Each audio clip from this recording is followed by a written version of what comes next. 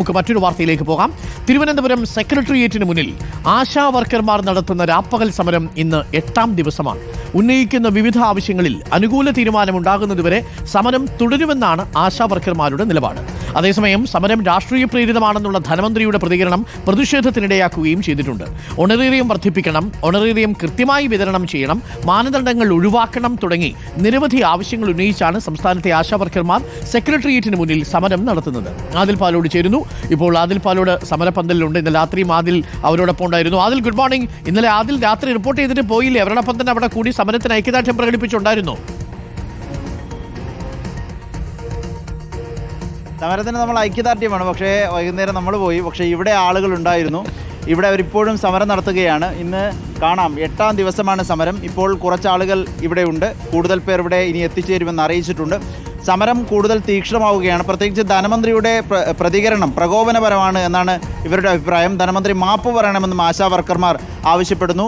ആരെങ്കിലും കുത്തിയിളക്കിയല്ല, സ്വന്തം ഇഷ്ടപ്രകാരം നിലനിൽപ്പിന് നിക്കക്കള്ളിയില്ലാതെ സംസ്ഥാനത്തിൻ്റെ വിവിധ ഭാഗങ്ങളിൽ നിന്ന് സമരത്തിന് വന്നതാണ് എന്ന് ആശാ വർക്കർമാർ പറയുകയും ചെയ്യുന്നു. ഇവിടെ കുറച്ച് ചേച്ചിമാർ നമുക്കിവിടെ കാണാം. ഇവിടെ കിടന്നുറങ്ങുന്നുണ്ട് കുറച്ചാളുകൾ.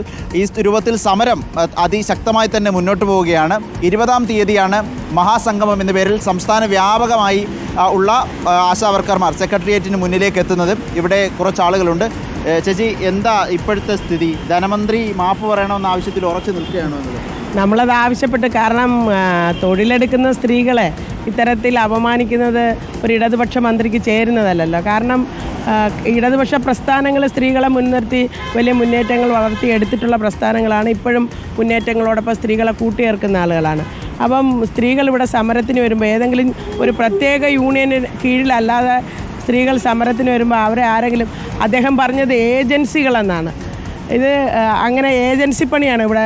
രാഷ്ട്രീയ പ്രവർത്തനം അല്ലെങ്കിൽ യൂണിയൻ പ്രവർത്തനം തീർച്ചയായിട്ടും മാപ്പ് പറയണം. കാരണം ഇവിടെ ഈ സമരത്തിനിരിക്കുന്ന സ്ത്രീകളുടെ ആത്മാഭിമാനത്തെ ചോദ്യം ചെയ്തുകൊണ്ടാണ്, അല്ലെ അവഹേളിച്ചുകൊണ്ടാണ് അദ്ദേഹം അത്തരത്തിൽ. ഇന്നലെ രാത്രി ഞാൻ വരുമ്പോൾ നിങ്ങൾ ഒരുപാട് പേര് ഇവിടെ ഉണ്ട്, ഇന്ന് രാവിലെ ഉണ്ട്. നിങ്ങളുടെ പ്രഭാത കൃത്യങ്ങളൊക്കെ എങ്ങനെയാണ് നടക്കുന്നതെന്ന് പോലും ആർക്കും അറിയേണ്ടത്. എന്താ ശരിക്കും ഇവിടെ സംഭവിക്കുന്നത്?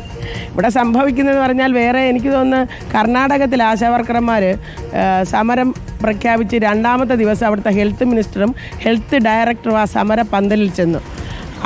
അവർ വെച്ച ചില നിർദ്ദേശങ്ങൾ ആശാ വർക്കർമാർ അംഗീകരിക്കാതെ വന്നപ്പോൾ അവർ ആവശ്യപ്പെട്ടത് ഞങ്ങൾക്ക് മുഖ്യമന്ത്രിയെ കണ്ട് സംസാരിച്ച് ഞങ്ങളുടെ വിഷയങ്ങൾ സെറ്റിൽ ചെയ്യണമെന്നാണ് പറഞ്ഞത്. അങ്ങനെ ആ ഹെൽത്ത് മിനിസ്റ്ററും ഹെൽത്ത് ഡയറക്ടറും അതിനുള്ള സൗകര്യം ഒരുക്കി 5ാമത്തെ ദിവസം മുഖ്യമന്ത്രിയുടെ വസതിയിൽ പോയി ചർച്ച ചെയ്താണ് ആ സമരം സെറ്റിൽ ചെയ്തത്. പക്ഷേ നമ്മളിവിടെ ഇത്തരം ഒരു സമരം നടത്തി ആയിരക്കണക്കിന് ആശമാരാണ് ഇവിടെ വന്നു ചേർന്നുകൊണ്ടിരിക്കുന്നത്. പക്ഷേ അത്തരത്തിലുള്ള ഒരു സമീപനം ഇവിടെ നടത്തുന്ന സംസ്ഥാനങ്ങളിലുള്ള തീരുമാനം, പശ്ചിമ ബംഗാളിൽ 5 ലക്ഷം രൂപ വിരമിക്കൽ ആനുകൂല്യമുണ്ട് എന്ന് നേരത്തെ അത് സംബന്ധിച്ച് ഉത്തരവൊക്കെ ഇവർ പുറത്തുവിട്ടിരുന്നു. ഇവരുടെ ആവശ്യം നമുക്ക് കാണാം. ആശാ വർക്കർമാർക്ക് വിരമിക്കൽ ആനുകൂല്യമായി 5 ലക്ഷം രൂപ നൽകുക.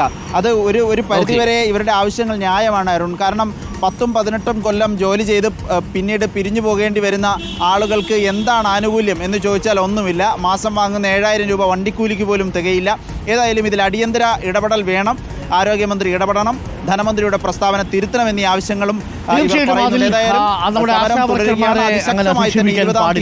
ആശാ വർക്കർമാരുടെ ആവശ്യം തികച്ചും ന്യായമാണ് എന്ന് തന്നെയാണ് നമുക്കും തോന്നുന്നത്. പ്രിയപ്പെട്ട പ്രേക്ഷകർക്കും അങ്ങനെ തന്നെ തോന്നുന്നില്ലേ? എത്രമാത്രം പണിയാണ് ഈ പാവപ്പെട്ട ആശാ വർക്കർമാർ എടുക്കുന്നത്. അവരൊക്കെ നാട്ടിൽ ഇങ്ങനെ ഓടിച്ചാടി നടക്കുന്നതുകൊണ്ടും വിവിധ സർവേകളിലൊക്കെ ചെയ്യുന്നതുകൊണ്ടും ഒക്കെയാണ്, വിവിധ കാര്യങ്ങളൊക്കെ നമുക്ക് വേണ്ടി ചെയ്തിരുന്നുകൊണ്ടാണ് നമ്മുടെയൊക്കെ സാമൂഹ്യ ജീവിതം സുരക്ഷിതമായി മുന്നോട്ട് പോകുന്നത്. അപ്പോൾ അവർക്കിപ്പോൾ കിട്ടുന്ന 7000 രൂപ തുച്ഛമായ വരുമാനമാണെന്ന് പ്രേക്ഷകർക്കല്ലോ. എങ്ങനെയാണ് 7000 രൂപയ്ക്ക് ഒരു കുടുംബം കഴിഞ്ഞു പോവുക? മാത്രമല്ല അവരുടെ ഈ പണിക്കുള്ള പ്രതിഫലം പോലും നമ്മൾ കൊടുക്കുന്നില്ല എന്നുള്ളതാണ്.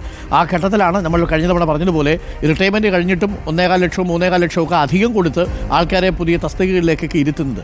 2 ജോലിയാണെങ്കിൽ പോലും ഈ പാവപ്പെട്ട ആശാ വർക്കർമാരെ നമ്മൾ കണ്ടില്ലെന്ന് നടിക്കാൻ പാടില്ല. സർക്കാർ അവർക്കൊപ്പം തന്നെ നിൽക്കണം എന്ന് തന്നെയാണ് നമ്മളുടെ വിനീതമായ അഭിപ്രായവും.